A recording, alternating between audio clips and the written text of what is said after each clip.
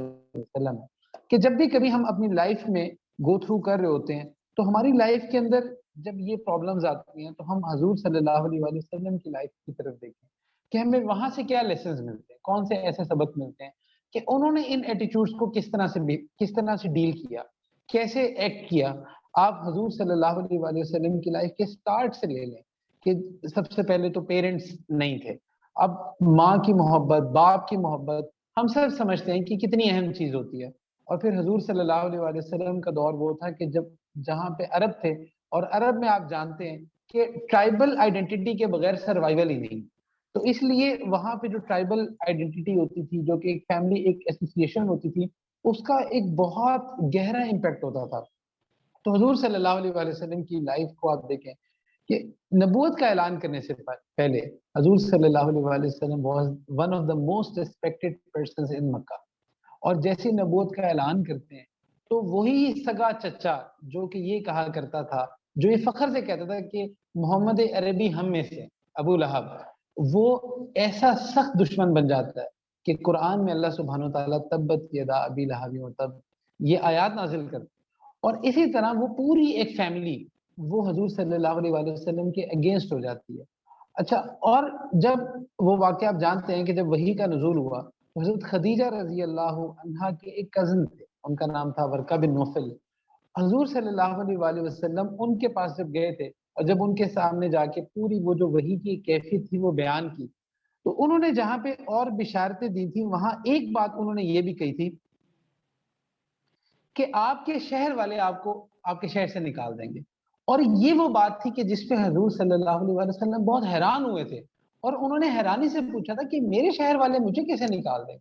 تو اس لیے جو ہے حضور صلی اللہ علیہ وآلہ وسلم کے لیے وہ ایک جو موڈ تھا وہ بڑا مشکل ایک فیز تھا۔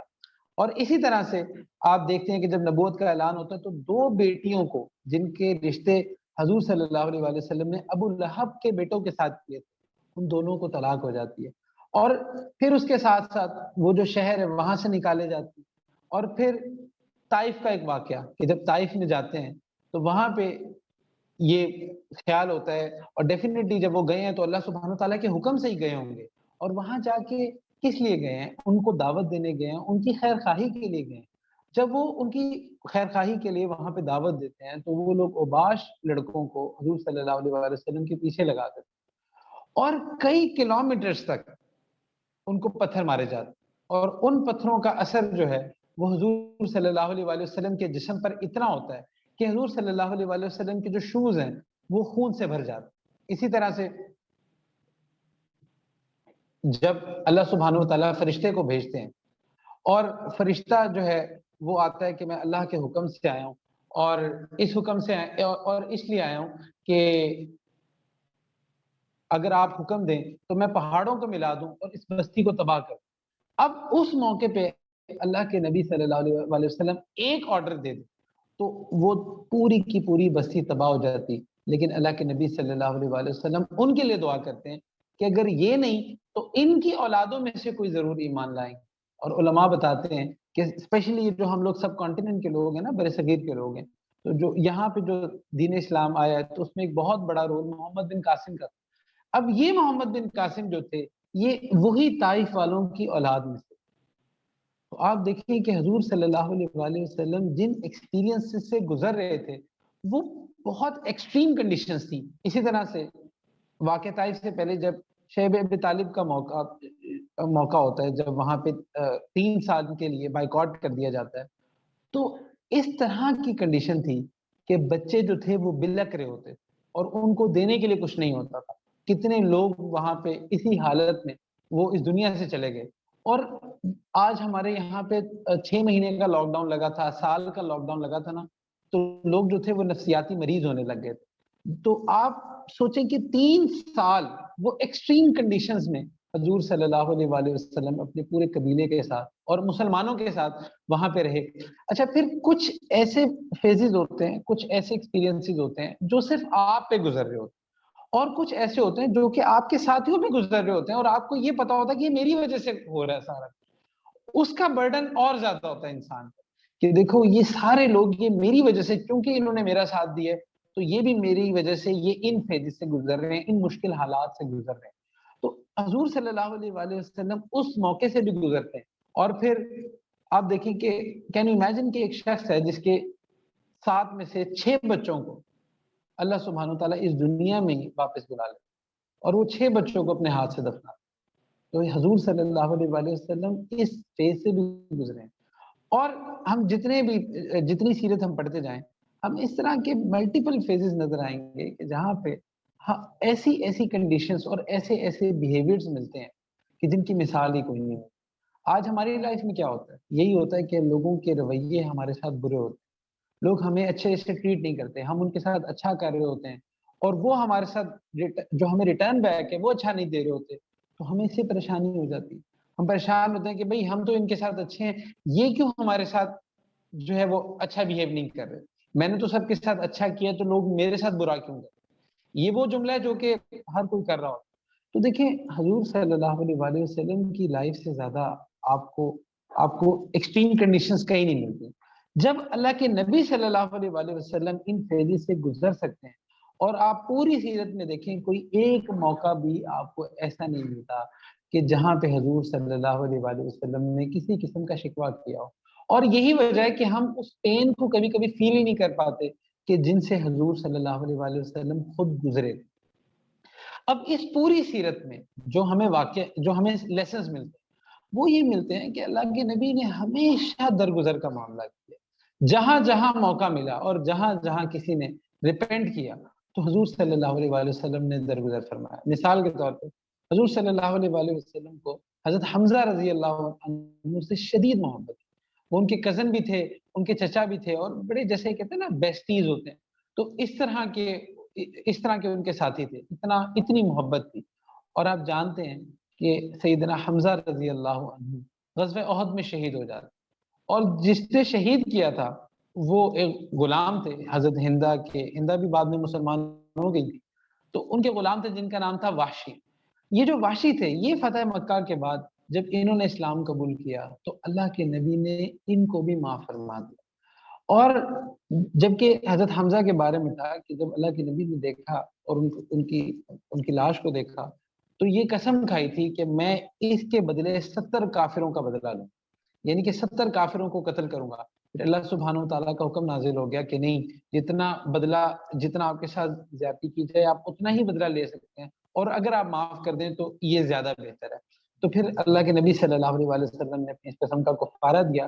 تو اتنی محبت کرتے تھے، اور اس وحشی کو جب وہ اسلام قبول کرنے ہیں حضور صلی اللہ علیہ وسلم نے اس کو بھی معاف کر دیا۔ پھر اور یہ فرمایا کہ بس میرے سامنے نہ بیٹھنا، کیونکہ جب میرے سامنے بیٹھتے ہو مجھے حمزہ یاد آ جائے۔ اور اسی طرح سے آپ دیکھتے ہیں کہ جو حضور صلی اللہ علیہ وسلم نے ان کو معاف فرمایا اس کا نتیجہ کیا نکلا کہ مسیلمہ کذاب، جو کہ حضور صلی اللہ علیہ وسلم کے دور میں جس نے جھوٹی نبوت کا دعویٰ کر دیا تھا، اسلام کا اتنا بڑا دشمن، وہ اللہ سبحانہ وتعالیٰ نے اس کو حضرت وحشی رضی اللہ عنہ کے ہاتھ پہ قتل کروایا۔ تو یہ شان تھی۔ اور یہ سب کیسے ہوا؟ یہ حضور صلی اللہ علیہ وسلم کا جو درگزر کا معاملہ تھا، یہ جو حضور صلی اللہ علیہ وسلم معاف فرما دیتے، یہ اس کا اثر تھا۔ اور اسی طرح حضرت خالد بن ولید رضی اللہ عنہ، آج اگر ہم ڈسکس کریں حضرت خالد بن ولید رضی اللہ عنہ کے نام کو تو ہمارے ذہن میں آتا ہے کہ اتنے بڑے کمانڈر تھے، ہمارے جرنیل تھے اور سب کچھ تھا، اللہ سبحانہ وتعالیٰ کی تلوار تھے، لیکن اسلام قبول کرنے سے پہلے یہ مسلمانوں کے بہت بڑے دشمن تھے۔ آپ اس سے اندازہ لگائیں کہ غزوہ احد کے موقع پہ جب کفار جو تھے وہ شکست کھا رہے تھے، انہوں نے پیچھے سے حملہ کیا تھا، جب وہ پہاڑی میں جہاں پہ تیر انداز کھڑے تھے اور وہ اتر گئے تھے، تو کفار کی طرف سے خالد بن ولید رضی اللہ عنہ جو تھے، جب انہوں نے اسلام قبول نہیں کیا تھا انہوں نے ہی حملہ کیا تھا، اور حملہ اتنا شدید تھا کہ اس میں مسلمانوں کو بہت حد تک نقصان بھی ہوا تھا۔ تو یہ خالد بن ولید رضی اللہ عنہ، جب ان کے بھائی تھے جو کہ ان کو لیٹرز لکھا کرتے تھے، ان کو بلایا کرتے تھے کہ آ جاؤ تم اسلام قبول کر لو، اللہ کے نبی سے معافی مانگ لو، اللہ کے نبی معاف کر دیں گے۔ اور یہ جب آتے ہیں اسلام قبول کرنے، اللہ کے نبی صلی اللہ علیہ وسلم نہ صرف معاف فرماتے ہیں بلکہ سینے سے لگاتے ہیں۔ اور یہی خالد بن ولید پھر جب مسلمانوں کی آرمی میں آتے ہیں تو پھر آج آپ دیکھتے ہیں کہ ہسٹری میں ان کا نام ہے۔ تو یہ ساری چیزیں جو آپ کو نظر آتی ہیں حضور صلی اللہ علیہ وسلم کے اندر، یہ جو درگزر کا معاملہ تھا نا، یہ جو درگزر کی صفت تھی، یہ وہ ایلیمنٹ تھا کہ جس کی وجہ سے ایسے ایسے لوگ جو تھے وہ حضور صلی اللہ علیہ وسلم کے ساتھ جڑتے تھے.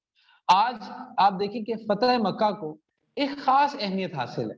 تو باقی غزوات کے مطابق اگر آپ دیکھیں تو فتح مکہ کے موقع پہ بہت لڑائی نہیں ہوئی تھی، کچھ ایسا معاملہ نہیں ہوا تھا، بلکہ اللہ کے نبی صلی اللہ علیہ وآلہ وسلم نے ایک خاص انداز میں جو ہے معافی کا اعلان کر دیا تھا.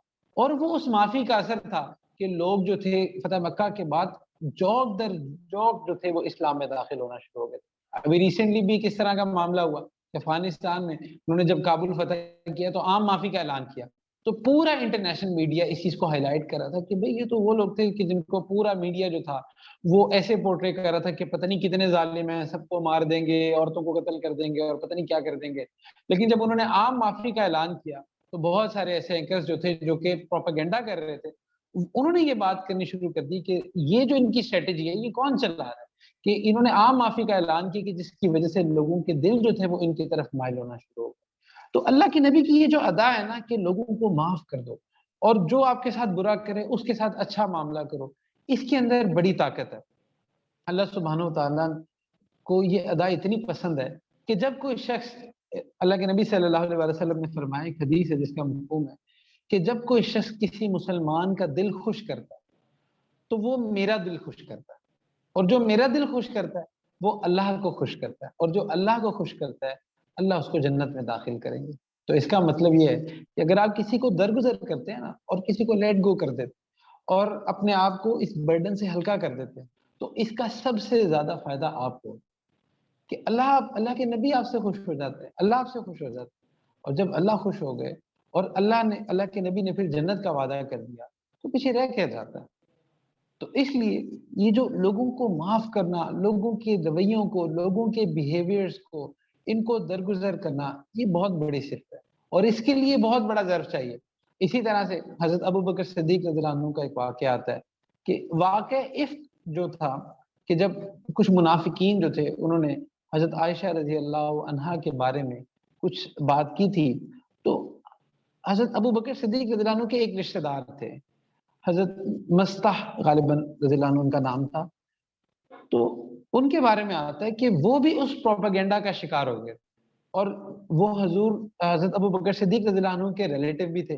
حضرت ابوبکر صدیق رضی اللہ عنہ ان کو اس دور میں اس ٹائم پہ فائنینشیل سپورٹ بھی کیا کرتے تھے، اور جب انہوں نے دیکھا کہ یہ تو میری بیٹی کے خلاف ہی جو ایک پروپیگنڈا ہو رہا ہے یہ شخص بھی اس میں شامل ہے، تو حضرت ابوبکر صدیق رضی اللہ عنہ نے وہ جو ان کو ہیلپ کی جاتی تھی، جو حضرت ابوبکر صدیق رضی اللہ عنہ ان کی ہیلپ کرتے تھے، وہ انہوں نے روک لی.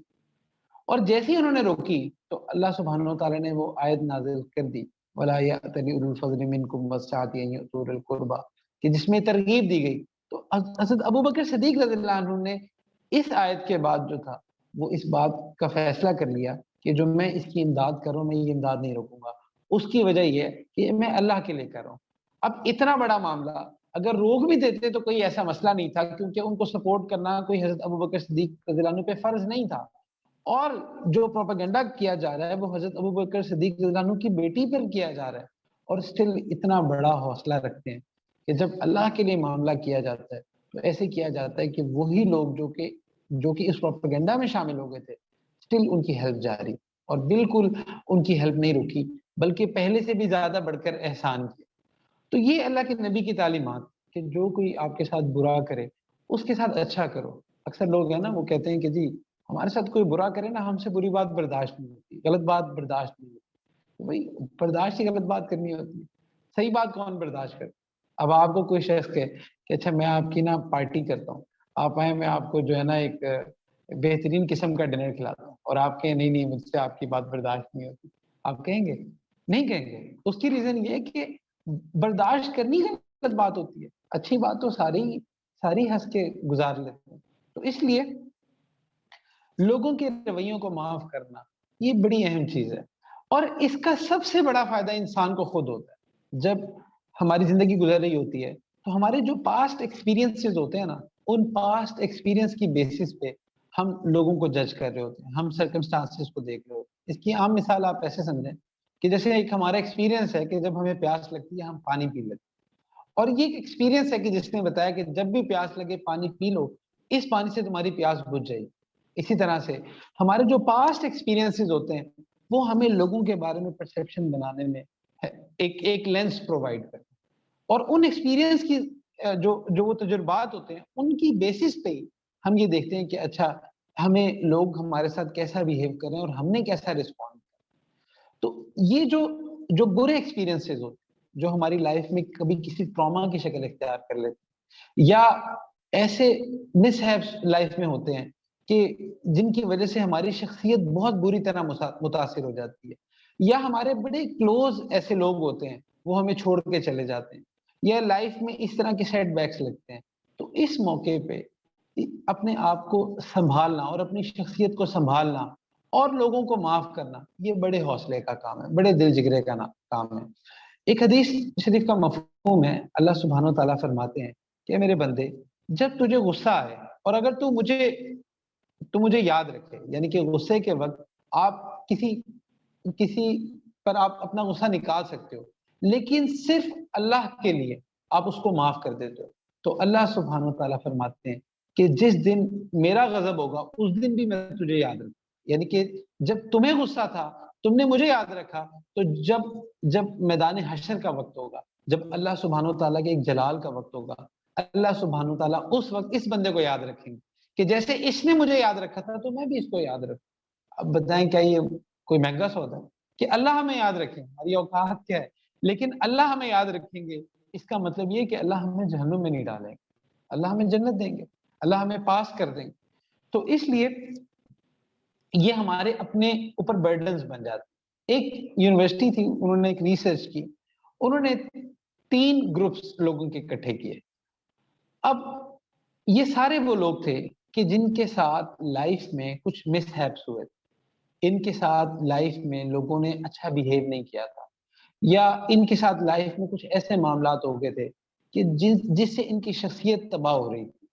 تو اس پورے گروپ کو 3 حصوں میں ڈیوائیڈ کر دیا۔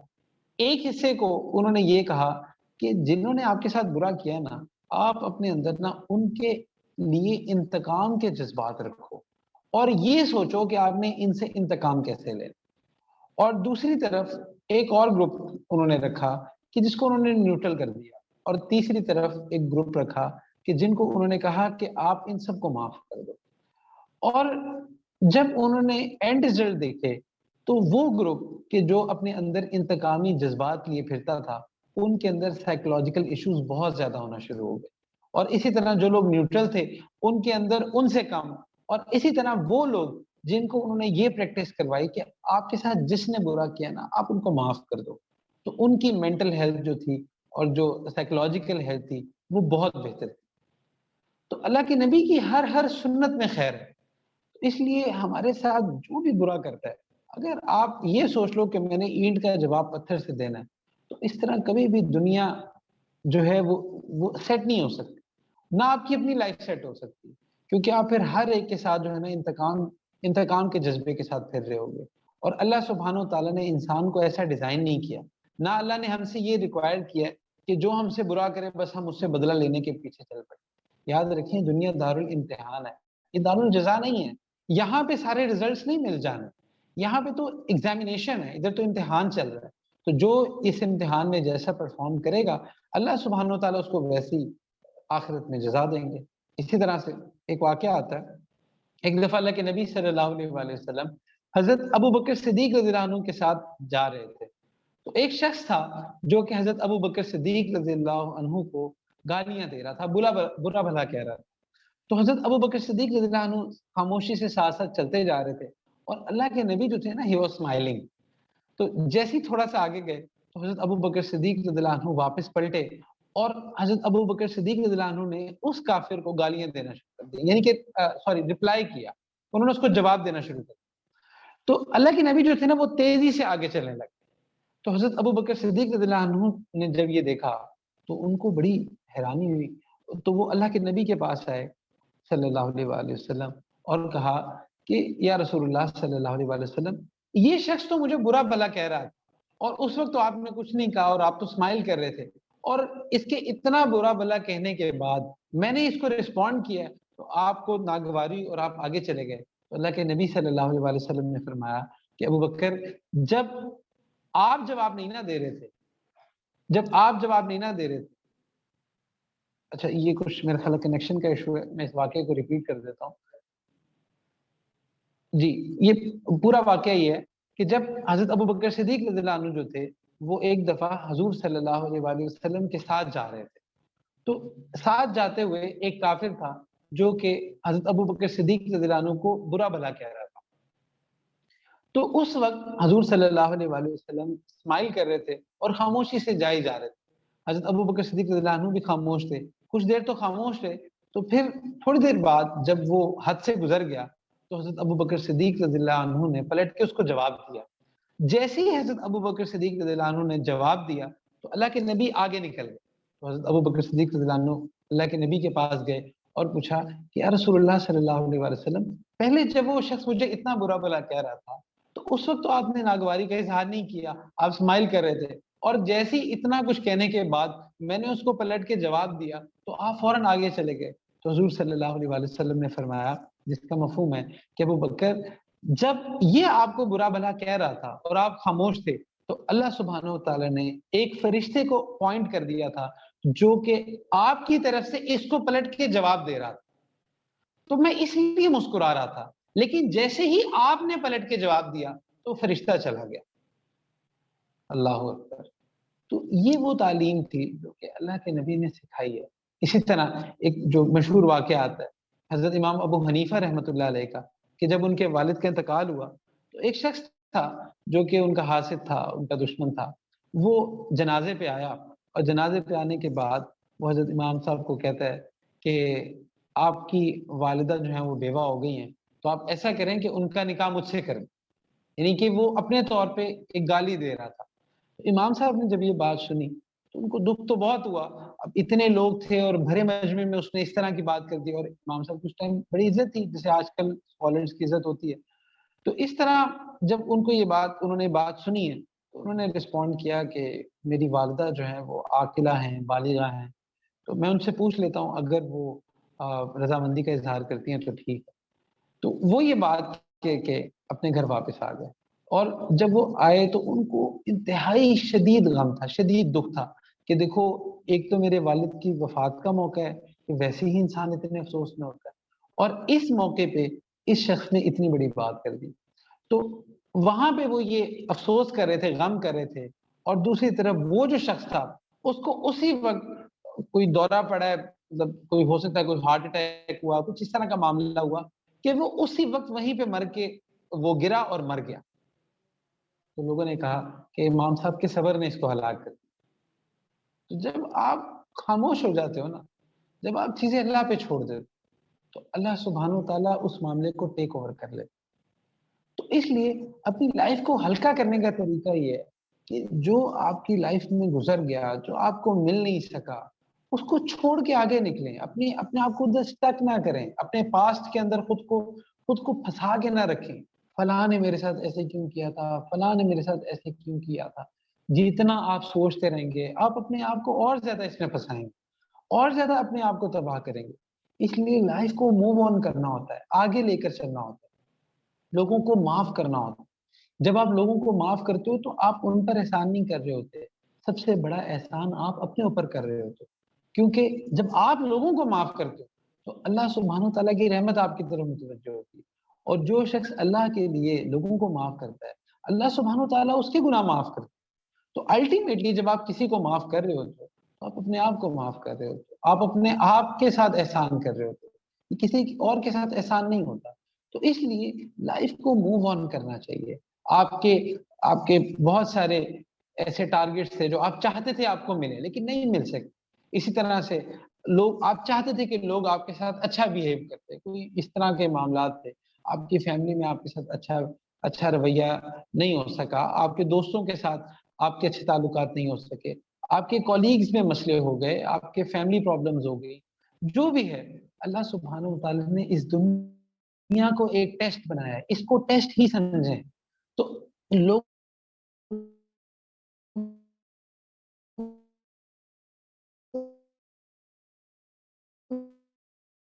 کو معاف کر کے اپنے ایکسپیرینسز ہوتے ہیں نا، اگر آپ کے کا بوجھ دل کے اندر رہ جائے تو سب سے زیادہ نقصان اس کو ہوتا ہے کہ جس کے اندر کینہ ہوتا ہے۔ اللہ کے نبی صلی اللہ علیہ وآلہ وسلم کی ایک حدیث شریف کا مفہوم ہے کہ پیر والے دن اور جمعرات والے دن غالباً جنت کے دروازے کھول دیے جاتے ہیں اور لوگوں کو جنت میں داخل کیا جاتا ہے، سوائے دو قسم کے لوگوں۔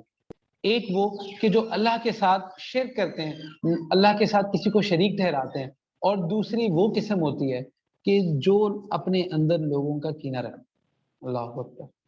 ایک دفعہ اللہ کے نبی صلی اللہ علیہ وآلہ وسلم نے ایک صحابی کو فرمایا کہ میری ایک عظیم سنت ہے، وہ میں آپ کو بتاؤں۔ تو غالباً حضرت انس رضی اللہ عنہ، تو اللہ کے نبی نے فرمایا کہ جو میری ایک عظیم سنت ہے وہ یہ ہے کہ اپنے دل کو لوگوں کے بغض سے، لوگوں کے کینے سے صاف رکھو، پاک رکھو۔ تو یہ بھی ایک سنت ہے، ہم داڑھی کو سنت سمجھتے ہیں، فجر کی نماز کی سنتیں ہیں اس کو سنت سمجھتے ہیں، اور چیزیں سنتیں ہیں، لیکن یہ ایک بہت بڑی سنت ہے۔ ایک صحابی ہیں، ان کا نام تھا حضرت ابو دجانہ رضی اللہ عنہ۔ حضرت ابو دجانہ جو تھے، he was a great warrior، اور غزوہ بدر میں، غزوہ احد میں، اور بہت ساری بیٹلز میں انہوں نے اللہ کے نبی صلی اللہ علیہ وآلہ وسلم کے ساتھ شانہ بشانہ حصہ لیا۔ حضرت ابو دجانہ جو تھے، ان کو حضور صلی اللہ علیہ وآلہ وسلم نے ایک دفعہ اپنی تلوار بھی عنایت فرمائی تھی۔ تو آپ سوچیں کہ ان کا کیلیبر، ان کا مقام کتنا بلند تھا۔ ایک دفعہ حضرت ابو دجانہ رضی اللہ عنہ فرماتے ہیں کہ میرے پاس جو بخشش کے جو اعمال ہیں اس میں صرف 2 عمل ہیں۔ اللہ اکبر۔ اتنے بڑے صحابی، اول تو ان کا صحابی ہونا ہی کافی ہے، اور پھر ایسے صحابی کے جنہوں نے اتنے غزوات میں اللہ کے نبی کے ساتھ جو تھا وہ حصہ لیا، فرماتے ہیں کہ 2 میرے اعمال ایسے ہیں کہ جو مجھے لگتا ہے کہ میری بخشش کا سامان کر دیں گے۔ ایک وہ کہتے ہیں کہ میں نے اپنی زبان سے کبھی کسی کو تکلیف نہیں، اور دوسرا وہ کہتے ہیں کہ میرے دل میں کسی کا بغض نہیں، کسی کا کینہ نہیں۔ اللہ اکبر۔ تو یہ اتنی اونچی چیز ہے۔ اسی طرح ایک وہ مشہور حدیث ہے، آپ جانتے ہیں کہ اللہ کے نبی صلی اللہ علیہ وآلہ وسلم ایک دفعہ اپنے اصحاب کے ساتھ مسجد نبی شریف میں تشریف فرما، تو ایک صحابی آئے تو اللہ کے نبی صلی اللہ علیہ وآلہ وسلم نے فرمایا وہ دیکھو وہ جنتی ہے۔ پھر اسی طرح سے دوسری دفعہ بھی کوئی ایسے ہی موقع تھا، وہ صحابی گزر رہے تھے تو اللہ کے نبی نے فرمایا دیکھو وہ جنتی ہے۔ 2-3 دفعہ اس طرح فرمایا۔ تو جو صحابہ تھے نا، وہ اس معاملے میں بڑے کیوریس تھے کہ وہ یہ دیکھنا چاہتے تھے کہ کیا ایسے اعمال ہیں، یہ کون سا ایسا عمل ہے کہ اللہ کے نبی جو ہیں وہ ان کو جنتی فرمائے۔ تو ان صحابہ میں سے ایک صحابی تھے کہ جو کہ ان صحابی کے پاس گئے کہ جن کے بارے میں اللہ کے نبی نے بشارت دی تھی کہ وہ دیکھو جنتی جا رہا ہے۔ تو وہ ان کے پاس گئے اور ان سے جا کے کہا کہ میں آپ کے ہاں مہمان کے طور پہ ٹھہرنا چاہتا ہوں۔ تو عرب میں آپ جانتے ہیں کہ مہمانوں کا کلچر تھا، مہمان آتے جاتے تھے، اور عرب جو ہیں وہ بہت زیادہ مہمان نواز تھے، ابھی بھی ہیں۔ تو اسی طرح وہ جو صحابی تھے وہ مہمان کے طور پہ ان کے گھر رک گئے، تک غالباً 3 دن وہ وہاں پہ رکے، اور تیسرے دن کے بعد انہوں نے ان سے عرض کیا، اپنے میزبان سے عرض کیا کہ دیکھیں میرے آنے کا جو مقصد ہے وہ یہ ہے کہ جس کا مفہوم ہے کہ اللہ کے نبی نے آپ کے بارے میں فرمایا تھا کہ آپ جنتی ہیں، تو میں آپ کے لائف سائیکل کو دیکھنا چاہ رہا تھا، آپ کی ڈیلی روٹین کو دیکھنا چاہ رہا تھا کہ کون سے ایسے اعمال ہیں، کون سے ایسے خاص اعمال ہیں کہ جس کی وجہ سے اللہ کے نبی نے آپ کو جنتی فرمایا۔ تو میں نے دیکھا کہ آپ کوئی بہت زیادہ عبادات نہیں کرتے، کوئی ایکسٹراڈنری آپ نوافل نہیں پڑھتے، کوئی ایکسٹراڈنری کچھ کام نہیں کرتے۔ تو میں 3 دن آپ کے پاس رکا ہوں، لیکن مجھے سمجھ نہیں آئی کہ وہ کون سا ایسا عمل ہے، تو آپ کائنڈلی مجھے بتا دیں کیونکہ میرے آنے کا پرپز یہی تھا۔ تو انہوں نے کہا کہ پہلے تو سوچتے رہے، پھر انہوں نے کہا کہ مجھے ایگزیکٹ تو یاد نہیں ہے کہ میرا کون سا ایسا عمل ہے، لیکن غالباً میرا ایک عمل ایسا ہے کہ مجھے لگتا ہے کہ شاید اس وجہ سے کہتے ہوں گے، اور وہ عمل یہ ہے کہ میں روز رات سونے سے پہلے سب کو معاف کر کے سوتا ہوں۔ اللہ اکبر۔ تو یہ ایسا عمل ہے، چھوٹا عمل نہیں ہے۔ آج ہماری سوسائٹی میں ایسے اس نے میرے ساتھ برا کیا ہے تو میں بھی اس کے ساتھ برا کروں، اس نے مجھے جس مقام پہ رکھا میں بھی اس کو اسی مقام پہ رکھوں، اور یہ وہ وجہ ہوتی ہے کہ جس کی وجہ سے دلوں میں دوریاں ہوتی ہیں، بغض ہوتا ہے، کینہ ہوتا ہے۔ اللہ کے نبی کی یہ سنت نہیں ہے۔ اور یاد رکھیں کہ جو گرجز ہوتے ہیں نا، یہ جو آپس کے جھگڑے ہوتے ہیں یا آپس کے فسادات ہوتے ہیں، اس میں نا انسان کی lose lose situation, win win situation نہیں ہے۔ مثال کے طور پہ آپ کے کسی مسلمان بھائی کے ساتھ آپ کی انبن ہو گئی، اب وہ انبن اگر اس دنیا میں سالو نہیں ہوتی اور آپ کے دل صاف نہیں ہوتے تو لازمی بات ہے کہ وہ قیامت والے دن جائے گی. اب جب قیامت والے دن آپ اس میٹر کو لے گئے اور اگر اس شخص نے آپ کے ساتھ زیادتی کی ہوگی تو اس کا مطلب اس کو عذاب ہوگا. تو آپ چاہتے ہیں کہ اس کو آخرت کا عذاب ہو. اگر آپ وہ کیس جیت بھی جائیں آخرت میں، وہ کیس جیت بھی جائیں، لیکن آپ کے مسلمان بھائی کو تو عذاب ہوگا. تو جیتنے کے بعد بھی آپ کو ہار ہی ہے کہ وہی آپ کا قریبی، چاہے آپ کا بھائی ہو، آپ کی بہن ہو، آپ کے کلوز رشتہ دار ہو، کہ جن کو آپ نے معاف نہیں کیا، اگر قیامت والے دن ان کو عذاب ہوگا تو دکھ تو آپ کو ہی ہوگا، تکلیف تو آپ کو ہوگی. تو اسے بہتر نہیں ہے کہ دنیا میں رفع دفع کریں، دنیا میں معاف کر دیں. تو اس لیے اب ہم دیکھتے ہیں کہ کون سی ایسی ٹپس ہیں کہ جن کے ذریعے ہم اس عادت کو اپنا سکتے ہیں. یاد رکھیں کہ پہلے اس ریالٹی کو سمجھ لیں کہ دنیا پیراڈائز نہیں بن سکتی، یہ دنیا جنت نہیں بن سکتی. Be realistic. آپ یہاں پہ پرفیکشن کو نہیں لے سکتے.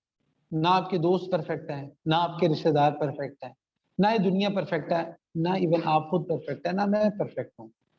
یہ دنیا پرفیکٹ نہیں ہے. اللہ سبحانہ و تعالیٰ نے انسان کے اندر ایک خطا کا ایک ایلیمنٹ رکھا ہے. یہی تو وجہ ہے کہ ہم بار بار گناہ کر بیٹھتے ہیں، بار بار توبہ کرتے ہیں، پھر توڑ بیٹھتے ہیں. اور اللہ سبحانہ و تعالیٰ ہمیں جانتے ہیں، اسی لیے اللہ سبحانہ و تعالیٰ نے جو توبہ کی لمٹ ہے وہ نہیں لگائی. اللہ سبحانہ و تعالیٰ نے توبہ کو اوپن اینڈڈ رکھا ہے.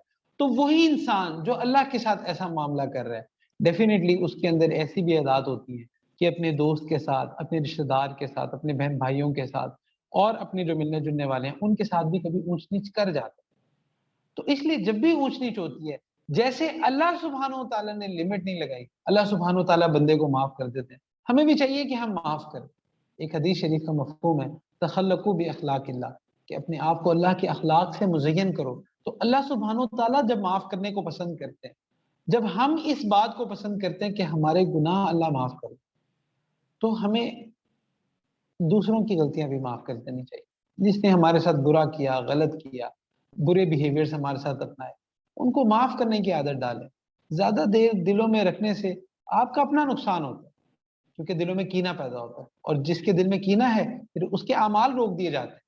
یہاں تک کہ ایک حدیث شریف کا مفہوم ہے کہ اللہ سبحانہ و تعالیٰ کہتے ہیں کہ یہاں تک کہ یہ صلح نہ کر لیں، ان کے اعمال روک دو. ایسا بھی ایک جگہ ہے. تو اس کا مطلب یہ ہے کہ یہ چھوٹی چیز نہیں ہے کہ آپ لوگوں کو معاف نہ کریں، لوگوں کے رویے اپنے دلوں کے اندر رکھیں. اس سے سب سے زیادہ نقصان آپ کا خود پاؤ. تو اس کے لیے پہلی جو چیز ہے وہ یہ کہ یہ دنیا دارالجزا نہیں. یہاں پہ ریزلٹس ایکسپیکٹ نہ کریں. دارالجزا آخرت ہے. صحابہ جو تھے جب ان کے پاس مال غنیمت بہت زیادہ جمع ہو گیا تو وہ رونے لگ گئے. وہ یہ سوچتے تھے کہ کہیں ایسا تو نہیں ہے کہ ہماری ساری نیکیوں کی جزا اللہ نے ہمیں اس دنیا میں ہی دے دی. کیوں؟ ان کو اس بات کا پتہ تھا کہ دنیا دارالجزا نہیں ہے، یہ دنیا دارالامتحان ہے، دارالجزا آخرت ہے. ہم نے جو جزا لینی ہے وہ آخرت میں لینی. تو جب آپ اس بات کو سمجھ لیتے ہیں نا کہ ہم نے اس دنیا میں جزا نہیں لینی، جزا ہم نے آخرت میں لینی، تو پھر لوگوں کو معاف کرنا آسان ہو جاتا. اور جب آپ کو پتہ ہے نا کہ جیسے میرے اندر بھی خامی ہے، آپ کے اندر بھی خامی ہے، اس کے اندر بھی خامی ہے، اس کے اندر بھی خامی ہے، تو پھر ایک مارجن دینا آسان ہوتا ہے. اگر یہ ہمارا دل دکھا رہا ہے تو ہم نے بھی تو کتنے لوگوں کا دل دکھایا ہوگا. تو اس لیے معاف کرنے میں ہی عافیت، دوسروں سے معافی مانگنے میں عافیت ہے، دوسروں کو معاف کرنے میں عافیت. تو اس میں جلدی کرنی چاہیے. دوسری چیز یہ کہ جب بھی کسی کے بارے میں دل میں کینہ ہے، کسی کا بیہیویئر آپ کو پسند نہیں آیا، کسی کے ساتھ معاملہ آپ کا خراب ہوا، ایکویشن خراب ہو گئی، کوشش کریں اس کے بارے میں لگ کے دعا کریں. جب آپ اس کے بارے میں دعا کرتے ہیں نا تو اللہ سبحانہ و تعالیٰ آپ کا دل اس سے صاف کرتے. اور یہ آسان نہیں ہوتا ڈیفینیٹلی. اب ایک شخص آپ کے ساتھ برا کر رہا ہے، اب دل سے کیسے دعا نکلے گی؟ دل سے تو بس دعا ہی نکلتی. لیکن سٹل اس کی پریکٹس کرنی ہے. شروع میں آپ ٹرائی کریں گے، ہو سکتا ہے صرف زبان سے الفاظ ہی نکلیں گے، دل سے دعا نہیں نکلے گی، لیکن کوئی بات نہیں، آپ اس کے لیے دعا کیا کریں. آپ کرنا شروع کریں. سب سے زیادہ فائدہ اس کا آپ کو خود ہوگا کہ آپ اندر سے ہلکے ہو جائیں. ایک دفعہ اپنے دل میں جھانک کے دیکھیں کہ کس کس نے آپ کے ساتھ برا کیا، اور یہ کہیں کہ اللہ میں آپ کے لیے ان کو معاف کرتا ہوں۔ پھر آپ اس فیلنگ کو دیکھیے گا جو آپ کے اندر ڈیولپ ہوگی، اللہ سبحانہ و تعالیٰ دل کو ایمان سے بھر دیں گے۔ ایک حدیث شریف کا مفہوم ہے کہ جو شخص غصے کے وقت اپنے اوپر قابو رکھتا ہے، اللہ سبحانہ و تعالیٰ اس کے دل کو ایمان سے بھر دیتا ہے۔ تو ایک فیلنگ آپ کے اندر آئے گی کہ آپ خود لائٹ ویٹ ہو جائیں۔ تو اس لیے لوگوں کو معاف کرنے میں عافیت ہوتی ہے، لوگوں کے ساتھ آپ پرفیکشن ایکسپیکٹ نہ کریں۔ تیسری چیز یہ ہے کہ جس کی وجہ سے اکثر ہمارے ریلیشن خراب ہوتے ہیں، وہ یہ کہ ہم ایکسپیکٹیشنز بہت لگاتے ہیں۔ یاد رکھیں، جس رشتے کو آپ نے تباہ کرنا ہے نا، آپ اس میں ایکسپیکٹیشنز کو لیں۔ جتنا زیادہ آپ لوگوں سے ایکسپیکٹ کرتے ہیں نا، تو جب لوگ آپ کی ایکسپیکٹیشن پہ پورا نہیں اترتے تو پھر آپ کے رویے بگڑ جاتے ہیں، آپ کے دل میں ان کا کینہ آ جاتا ہے، آپ کے دل میں ان کے لیے غصہ آ جاتا ہے۔ اس لیے بہتر ہے کہ آپ ایکسپیکٹ ہی نہ کریں، ایکسپیکٹ اللہ سے کریں۔ دنیا سے آپ نے کیا لینا ہے؟ کسی انسان سے کیا لینا جو جس کے اپنے اعمال، اپنے احوال، اپنی چیزیں بھی اس کے اپنے ہاتھ میں نہیں ہیں، وہ آپ کو کیا دے سکتا ہے؟ اس لیے جس کے ساتھ تعلق رکھیں اللہ کے لیے رکھیں، جیسا کہ قرآن کی ایک آیت ہے، انما نطعمکم لوجہ اللہ لا نرید منکم جزاء ولا شکورا، کہ ہم تو کھانا اس لیے کھلاتے ہیں لوجہ اللہ، صرف اللہ کے لیے، لا نرید منکم جزاء ولا شکورا، ہم اس سے کوئی جزا بھی نہیں چاہتے اور ہم اس سے تھینکس بھی نہیں چاہتے کہ آپ ہمیں تھینکس کریں۔ تو جب آپ لوگوں سے ایکسپیکٹیشن ہٹا لیتے ہیں نا، تو پھر لوگ آپ کے لیے تھوڑا بھی کریں گے نا، وہ آپ کے لیے زیادہ ہوتا ہے، آپ اس کو ایڈمائر کرتے ہیں، آپ کے اندر شکر کا جذبہ پیدا ہوتا ہے۔ اور جب آپ ایکسپیکٹیشنز بڑھا دیتے ہیں تو اسی طرح سے پھر آپ کے اندر جو شکر ہے نا وہ کم ہونا شروع ہو جاتا ہے، کیونکہ ایکسپیکٹیشن کا مطلب ہوتا ہے حق۔ جب آپ لوگوں سے ایکسپیکٹ کرتے ہیں تو اس کا مطلب آپ اپنا رائٹ سمجھتے ہیں کہ یہ اسی طرح بیہیو کرے، اور جب وہ ایکسپیکٹیشن پوری نہیں ہوگی تو کیا ہوگا؟ ریلیشن خراب ہوگا۔ جس ریلیشن میں ایکسپیکٹیشنز بڑھ جائیں تو اس ریلیشن کی تباہی سٹارٹ ہو جاتی ہے۔ لوگوں کو انسان سمجھیں، ان کے آپ اس بات کو سمجھیں کہ وہ آپ سے ڈیفرنٹ ہے، سب ایک سوچ کے مالک نہیں ہے، نہ آپ کسی کو اپنی سوچ کے مطابق چلا سکتے، ہر بندے کی الگ سوچ ہے، مختلف سوچ ہے۔ تو اس کے اندر جو ایک سوچ کا اختلاف ہے اس کو مارجن دیں، اس کو ایکسیپٹ کریں۔ جب آپ یہ سمجھ جائیں گے نا، اس ریئلٹی کو ایکسیپٹ کر لیں گے کہ ہاں میں ڈیفرنٹ ہوں، یہ مجھ سے ڈیفرنٹ ہے، تو پھر چلنا آسان ہو جاتا۔ اور جب تک آپ یہ سوچتے رہیں گے کہ اس کو میں نے اپنی سوچ کے مطابق چلانا، تو پھر آپ پریشانی میں پڑ جائیں گے، پھر آپ لوگوں کو لیٹ گو نہیں کر سکتے، پھر آپ سوچتے رہیں گے کہ اچھا اب اس نے ایسے کیوں نہیں کیا، اس نے ویسے کیوں نہیں کیا۔ یاد رکھیں کہ دنیا میں ہر بندہ ایک دوسرے سے مختلف ہے، اور اس چینج کو ایکسیپٹ کریں۔ پھر چوتھی چیز یہ ہے کہ اپنے پاسٹ کو بہت زیادہ اپنی سوچوں میں نہ لے کر آئیں۔ کوئی آپ کے ساتھ بیڈ ایکسپیرینسز ہوئے ہیں، اب آپ سوچتے جا رہے ہیں میرے ساتھ کیوں ہوا، کاش ایسا نہ ہوتا، میں ایسے نہ کرتا، ایسے ہو جاتا، ویسے ہو جاتا۔ یہ جو کاش کا لفظ ہے نا، ایک حدیث شریف کا مفہوم ہے کہ یہ نہیں کہنا چاہیے، جو ہو گیا سو ہو گیا، اب آگے چلیں، اپنے آپ کو وہاں پھنسا نہ دیں، اپنے اعمال کی درستی کی طرف توجہ دیں۔ آپ کی زندگی کا وقت کم ہو رہا ہے، آپ نے آخرت کے لیے تیاری کرنی، تو پرانی باتوں میں اگر آپ پھنسے رہیں گے تو سوائے اپنے آپ کو اذیت دینے کے اور کچھ بھی نہیں ہے۔ جتنا زیادہ آپ پرانی چیزوں کے بارے میں سوچتے رہیں گے جن چیزوں سے آپ کو اذیت ہوتی ہے، آپ کا مورال ڈاؤن ہوتا رہے گا۔ اس لیے اپنے آپ کو جس مومنٹ میں آپ جی رہے ہیں اس میں جینے کا عادی بنائیں۔ نماز پڑھ رہے ہیں اس نماز کو انجوائے کریں، پانی پی رہے ہیں اس پانی پینے کو انجوائے کریں، کھانا کھا رہے ہیں اس کھانا کھانے کو انجوائے کریں، کسی دوستوں کے ساتھ آپ ہینگ آؤٹ کر رہے ہیں اس ٹائم کو انجوائے کریں، آپ فیملی کے ساتھ ہیں فیملی کو انجوائے کریں۔ تو پریزنٹ مومنٹ میں انجوائے کرنے کی عادت ڈالیں۔ سوری ٹو سے سوشل میڈیا کی وجہ سے تو ہمارے اندر یہ عادت جو ہے وہ بہت کم ہوتی جا رہی ہے کہ ہم اپنے مومنٹس کو نہیں جیتے۔ تو اس لیے پاسٹ سے نکل کے پریزنٹ میں جینے کی عادت ڈالیں، اس سے بھی آپ پرانے ریگریٹ سے باہر آ سکتے۔ اور دیکھیں اگر کوئی ایسے معاملات ہوئے جو آپ سے غلط ہوئے یا کوئی ایسی چیزیں تھیں جو گناہ ہو گئی، جب آپ نے اللہ سے معافی مانگ لی، جب آپ نے توبہ کر لی، اللہ نے آپ کے نامہ اعمال سے اس کو مٹا دیا، اب دوبارہ یاد کرنے کا کیا فرق؟ دوبارہ یاد کر کے سوائے اس کے کہ آپ خود کو ٹارچر دیں اور کچھ نہیں۔ جب کپڑے آپ کے گندے ہوئے، آپ نے دھو لیا، صاف کر لیا، اب دوبارہ ان داغوں کو سوچنا کہ وہ کیوں لگ گئے تھے، اس کا کوئی فائدہ نہیں ہے۔ لائف کو آگے لے کر چلیں، اپنے آپ کو بہتر کرنے کی طرف چلیں۔ ہمارے شیخ فرماتے ہیں کہ فرصت زندگی کم ہے محبتوں کے لیے، نہ جانے لوگ کہاں سے وقت لاتے ہیں نفرتوں کے۔ تھوڑی سی تو لائف ہے، اس کو محبت سے جی لیں، اس کو ایک دوسرے کو معاف کر کے جی لیں، برداشت کر کے جی لیں۔ ہم اسی کو پرفیکٹ بنانے کے چکر میں اپنے قریبی لوگ خود سے دور کر دیتے ہیں، ہمارے اندر گرجز آ جاتے ہیں، کینے آ جاتے ہیں، اور جس کے اندر کینہ ہوتا ہے اس کی دعائیں قبول نہیں ہوتی۔ اس لیے اللہ سبحانہ وتعالیٰ اپنی محبت ایسے دل میں نہیں ڈالتے کہ جس کے اندر کینہ ہو۔ میں آپ کو کینے سے پاک کرے، اپنے باطن کو حضور صلی اللہ علیہ وآلہ وسلم کے باطن کی مشابہت پہ لانے کی کوشش کریں کہ ہمارا سینہ بھی ایسا ہو سکے کہ ہمارے اندر کسی کا کینہ نہ ہو، کسی کا بغض نہ ہو۔ کوئی شخص ایسا نہیں ہے، you are not the special one, کوئی شخص ایسا نہیں ہے کہ جس کی لائف میں بیڈ ایکسپیرینسز نہیں۔ ہر شخص کی لائف میں بیڈ ایکسپیرینسز ہوتے ہیں، ہر شخص کی لائف میں اونچ نیچ ہوتی ہے۔ تو اس لیے کوئی ایسا مسئلہ نہیں کہ آپ کے ساتھ کوئی بہت برا ہو۔ آپ سے جو جتنا برا ہوا ہے، آپ اگر ارد گرد دیکھیں تو بہت سارے آپ کو ایسے لوگ نظر آ جائیں گے کہ جن کے ساتھ آپ سے بھی کہیں گنا زیادہ برا ہوا۔ تو جب ایسے لوگ ایگزسٹ کرتے ہیں تو پھر یہ سوچنے کا کیا معاملہ کہ آپ کہیں کہ جی میرے ساتھ ایسا ہو گیا، میرے ساتھ یہ ایسا کیوں ہے۔ اور یاد رکھیں یہ جو بیڈ ایکسپیرینسز ہوتے ہیں نا، یہ اس لیے بھی نہیں ہوتے کہ اللہ آپ سے ناراض ہے۔ کبھی کئی لوگ ہوتے ہیں وہ اس سے بھی پریشان ہو جاتے ہیں کہ بھئی ہماری لائف میں برا اس لیے ہو رہا ہے کیونکہ اللہ ہم سے ناراض ہے۔